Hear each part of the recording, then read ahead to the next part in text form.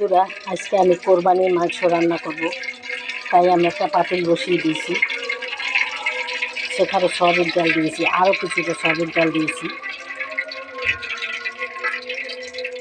এখন দেখো বেশ কিছুটা পেঁয়াজ কুচি দিয়ে দেবো।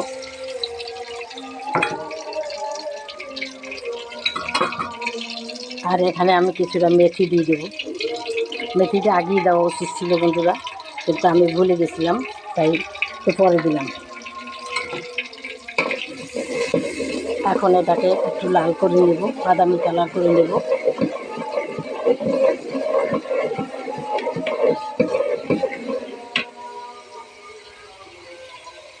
বন্ধুরা, এখন কিছুটা গোটা মশলা দিয়ে দেব। এই যে দেখো, আবার একটু কষিয়ে নেব, লাল করে নেব। হয়ে গেছে লাল বন্ধুরা। এখন বন্ধুরা আমি এই যে মশলা, আদা রসুন জিরা ধনিয়া গরম মশলা হলুদ মরিচ সব মিক্স করে রেখেছি, সব এখন দিয়ে দিলাম, অ্যাড করে দিলাম। সাথে সাথে কিছুটা পানি দিয়ে দিলাম। পানি দিয়ে আমি সুন্দর করে কষিয়ে নেব মশলাটাকে। তাহলে দেখতে থাকো বন্ধুরা, আজকে কোরবানির মাংস প্রথম আমি হাতে রান্না করতেছি।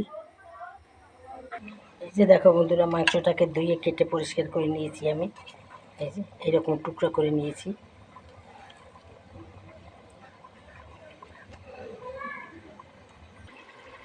মশলাটা কষানো হয়ে গেছে বন্ধুরা, এখন আমি মাংসগুলো দিয়ে দেবো এক এক করে।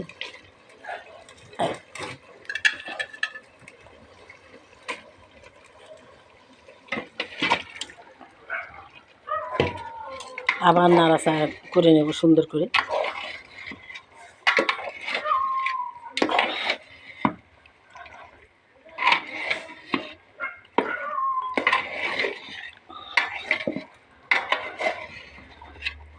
এখন বন্ধুরা আমি ঢাকনা দিয়ে দেব। দেখো বন্ধুরা, ভালো করে আমি কষিয়ে নিচ্ছি।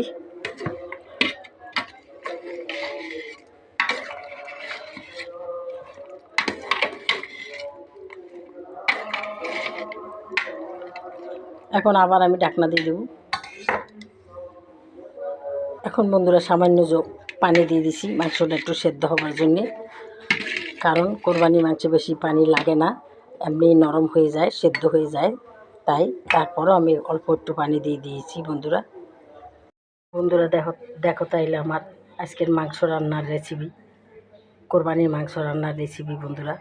দেখো এই মাংসর ঝোলটা আবার জাল দিলে টেনে যাবে, তাই যাই হোক বন্ধুরা, কোরবানির মাংসই স্পেশাল থাকে, খেতেও দারুণ স্বাদ হয়, অনেকগুলো মাংস একসঙ্গে রান্না হয়। তাই যাই হোক বন্ধুরা, তোমাদের যদি ভালো লাগে তাহলে তোমরা এভাবে রান্না করে খাবে। আর যদি বেশি ভালো লাগে তাহলে অবশ্যই আমাকে একটা লাইক দিবে, আমার চ্যানেলটাকেও সাবস্ক্রাইব করে দেবে।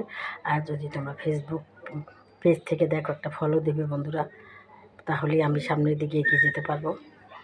যদি ভালো লাগে তাহলেই আমাকে একটা শেয়ারও দিও বন্ধুরা। তাহলে আজকের মতো রাখি, আসসালামু আলাইকুম, খোদা হাফেজ। যে যেখানে থাকো ভালো থাকো, আবার তোমাদের সাথে আমার দেখা হবে সামনের ভিডিওতে।